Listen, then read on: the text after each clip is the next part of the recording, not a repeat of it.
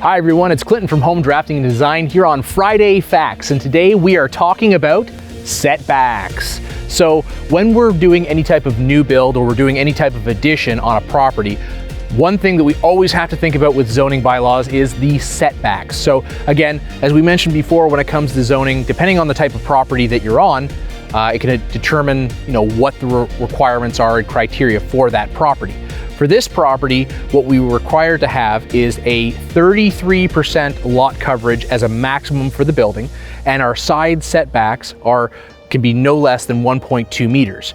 Our back setback can be 7 meters, and our front setback can be 6 meters. So that's what's required for this property. Now, are you going to use that to its full capability? No, not really. In this type of situation, we're actually going to be putting the parking in the rear of the property. So not only do we have to have a 7-meter setback, we also required a 6.5 meter aisleway and the parking spots and another little bit of space for drainage at the back of the property. So in this type of situation, we have a much bigger backyard than what is absolutely required. But if we wanted to, we could essentially take this building and push it back another 25 feet if we really wanted to on this property.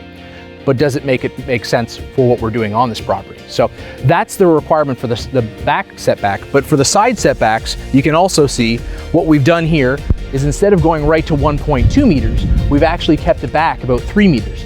And we've had to do this for several reasons. One, there was a variance that was done on this property, which required a little bit of a larger setback than what usually would be required under zoning, but also we have to think about the construction of this building.